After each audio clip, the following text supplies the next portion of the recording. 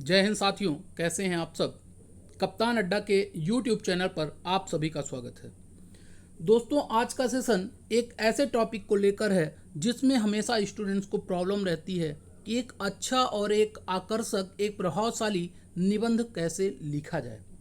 तो दोस्तों, इसी निबंध लेखन की कला से रिलेटेड उसको प्रभावशाली बनाने के लिए, उसको आकर्षक बनाने के लिए मैं कुछ आयाम आपके साथ शेयर करने वाला हूं। उससे पहले सबसे पहले हम जान लेते हैं कि निबंध होता क्या है, निबंध का क्या अर्थ है। तो आपको लिखा दिख रहा है निबंध। तो निबंध जो है, अगर जो शाब्दिक अर्थ की बात करें तो निबंध का अर्थ होता है सुव्यवस्थित तरीके से बंधा हुआ।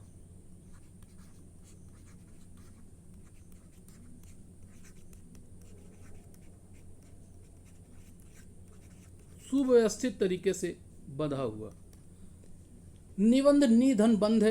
एक ऐसा तरीका जो पूरी तरह से व्यवस्थित हो, उससे बंधा हो, तो निबंध है। अगर जो हम बात करें कि क्या 3 इंपॉर्टेंट फैक्टर्स हैं निबंध के लिए, तो सबसे पहला है उस निबंध को लिखने वाले व्यक्ति के विचार। दूसरा, उन विचारों का कैसा क्रमबद्ध विवरण किया गया है, उसे कैसे सुसंगठित किया गया है। ये चीज़ें बहुत इंपॉर्टेंट हैं एक निबंध लिखने के लिए। क्या क्या? पहला विचार, दूसरा विचारों की क्रमबद्धता और उसका सुसंगठन। ये एक अच्छे निबंध के लिए 3 महत्वपूर्ण आयाम हैं।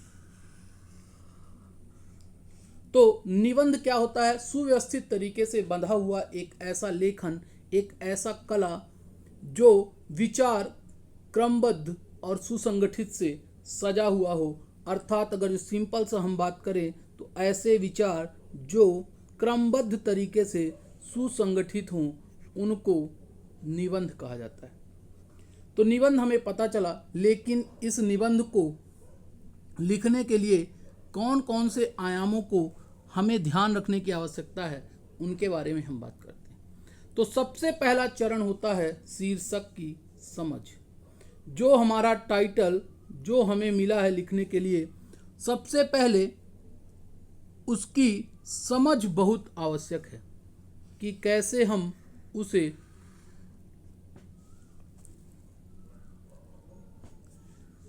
लिखेंगे। उसके बारे में सबसे पहले है उस शीर्षक की समझ।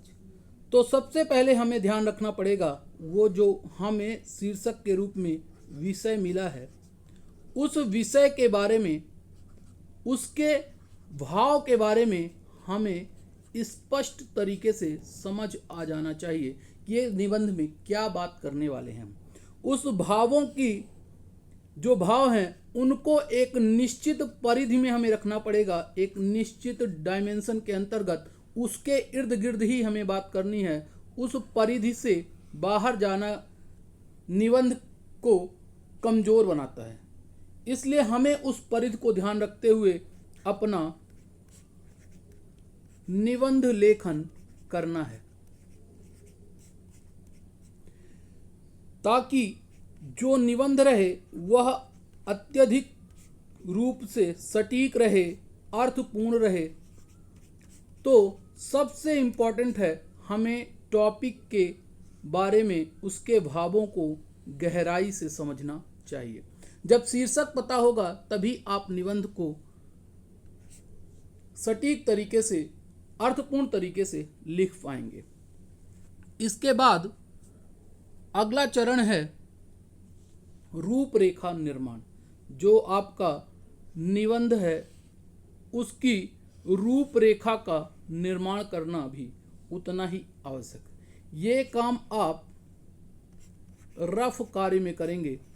निबंध लिखने के पहले पीछे कॉपी में सबसे पहले ये आप एक रूपरेखा, उसका एक ढांचा तैयार करेंगे, एक स्ट्रक्चर तैयार करने, ढांचा जो कि रफ कार्य में होगा और जिसमें उस विषय के संदर्भ में, चाहे वो किसी भी क्षेत्र से हो, हर एक क्षेत्र को कवर करने का प्रयास करेंगे, चाहे वो ऐतिहासिक हो, सामाजिक हो, राष्ट्रीय स्तर पर उसका क्या इम्पैक्ट है, वैश्विक स्तर पर क्या इम्पैक्ट है, आर्थिक,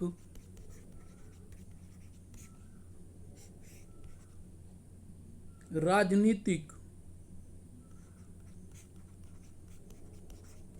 प्रत्येक क्षेत्र को कवर करने का प्रयास करिए, तब आपका निबंध उतना ही विषय के अनुरूप होगा जैसा दिया हुआ है। ये सब कुछ आपको एक रूपरेखा रफ कार्य में तैयार करके बना लेनी है कि निबंध हमको कैसे लिखना है। तो वो प्रत्येक डायमेंशंस को कवर करना है, उसके बारे में सोचना है, वैज्ञानिक दृष्टिकोण अपनाकर आपको एक सटीक अपना रूपरेखा तैयार करके रखना है। फिर उसके बाद अगला चरण है सुसंगठित संरचना, अर्थात क्या क्या चीजें निबंध के अंतर्गत आएंगी, कैसे निबंध लिखा जाएगा, यह है आपका सुसंगठित संरचना। इसके अंतर्गत 3 चरण होंगे। पहला, हमारे निबंध का इंट्रोडक्शन कैसे हो, प्रस्तावना, फिर आपका मुख्य भाग, फिर आपका आएगा निष्कर्ष या उपसंहार। ये 3 चरण हैं निबंध लिखने के लिए, प्रस्तावना, मुख्य भाग और निष्कर्ष। प्रस्तावना, हम कैसे शुरुआत करें निबंध की, सबसे बड़ी समस्या यहीं आती है कि शुरुआत कैसे की जाए। तो सबसे पहले जो विषय दिया हुआ है उस विषय के बारे में आप संक्षिप्त में जानकारी दीजिए कि कैसे इस टॉपिक को हमें आगे बढ़ाना है। प्रस्तावना के अंतर्गत क्या क्या चीजें हो सकती हैं हम और डिस्कशन कर लेते हैं, क्योंकि सबसे ज़्यादा इम्पोर्टेंट है शुरुआत ही करना कि कैसे लिखा जाए। तो इसके लिए संक्षिप्त जानकारी के लिए आप किसी प्रसिद्ध व्यक्ति के कथन से शुरू कर सकते हैं, कोई नारा प्रयोग कर सकते हैं, स्लोगन प्रयोग कर सकते हैं, कोई डेटा या आंकड़ा जो रिसेंट में पता हो उसके बारे में, या कोई मुहावरा या लोकोक्ति है उससे भी शुरू कर सकते हैं। पर ये सारी चीज़ें विषय के अनुरूप ही होनी चाहिए, निबंध जो है उसी के बारे में होना चाहिए। फिर दूसरा टॉपिक आता है मुख्य भाग। अब मुख्य भाग में क्या क्या चीजें होनी चाहिए, तो मुख्य भाग के अंतर्गत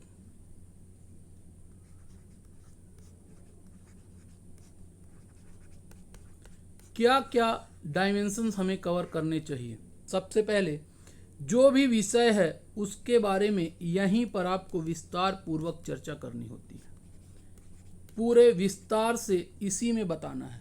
अब विस्तार में कैसे, तो विस्तार में कुछ चीज़ें आपको ध्यान रखनी है। जो टॉपिक दिया हुआ है उस टॉपिक के उद्भव, शुरुआत से लेके कैसे ओरिजिनेट हुआ है वो टॉपिक, वो विषय, उससे लेकर फिर उसका विकास कैसे हुआ, डेवलप कैसे किया गया, उसका प्रसार कैसे हुआ और उससे क्या प्रभाव पड़ा, ये सब चीज़ें आपको मुख्य भाग के अंतर्गत देखनी पड़ती हैं। उद्भव, जैसे मान लेते हैं कि विषय दिया है राष्ट्रवाद, तो राष्ट्रवाद कहाँ से शुरुआत हुई थी विश्व में या भारत में, उसके संदर्भ में हमें बात करनी होगी।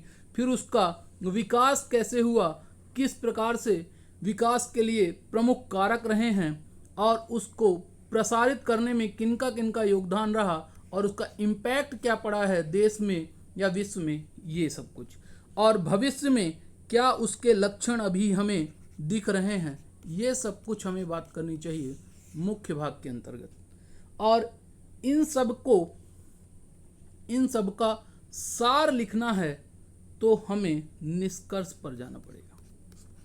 ये पूरे विषय का सार लिखने के लिए हमें कंक्लूजन करना पड़ेगा, इसका निष्कर्ष देखना पड़ेगा।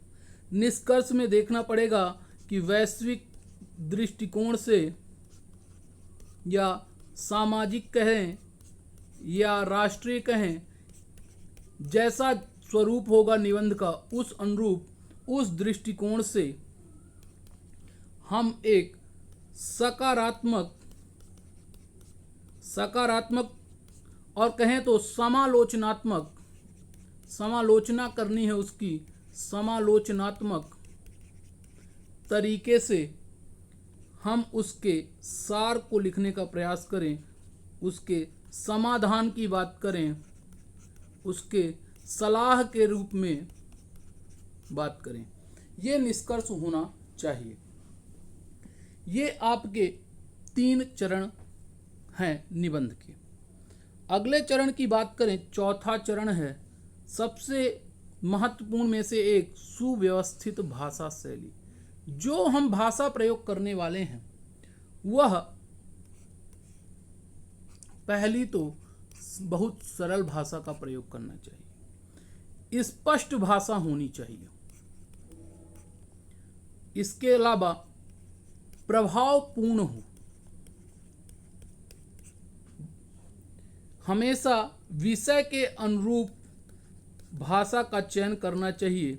हो सकता है वह विषय औपचारिक है या अनौपचारिक है, दोनों तरीके से विषय होगा, तो उस विषय के अनुरूप भाषा भी औपचारिक या अनौपचारिक, फॉर्मल और इनफॉर्मल हो सकती है। एक विशेष ध्यान रखें आप बात का कि जटिल शब्दों का प्रयोग आपको नहीं करना है। साहित्यिक हो सकते हैं, अच्छे शब्द साहित्यिक हों, समझ में आने चाहिए, पारिभाषिक शब्द हों, इनका प्रयोग आप कर सकते हैं, लेकिन जटिल शब्दों का प्रयोग नहीं करना है। भाषा हमारी सरल होनी चाहिए, भाषा स्पष्ट होनी चाहिए और प्रभावपूर्ण होनी चाहिए। ये आपका चौथा चरण है। अगले चरण की बात करें तो 5वां चरण है तथ्यों और तर्कों का समावेश। जो हम निबंध लिख रहे हैं वह निबंध कुछ डेटा, कुछ आंकड़ों से उसे जस्टिफाई करना चाहिए। जो हमने डेटा दिया वो तर्कपूर्ण होने चाहिए। हम किसी भी प्रकार से भावनात्मक ना रहें। भावनात्मक की अपेक्षा हम बात करें तथ्यात्मक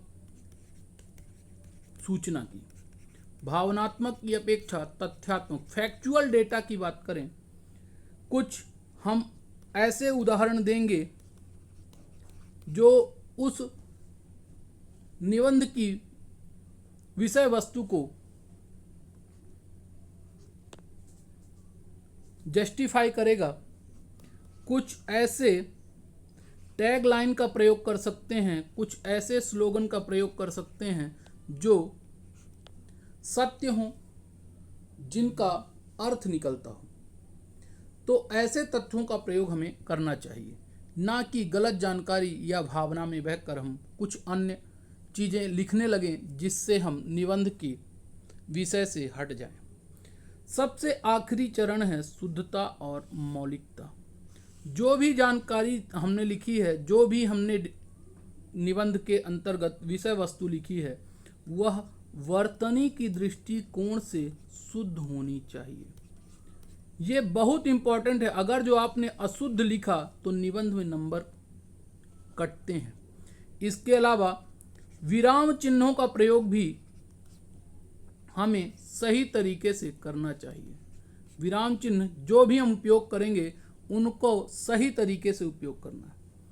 ये शुद्धता होनी चाहिए हमारे में। मौलिकता की बात करें तो उस निबंध को पढ़कर आपके स्वयं के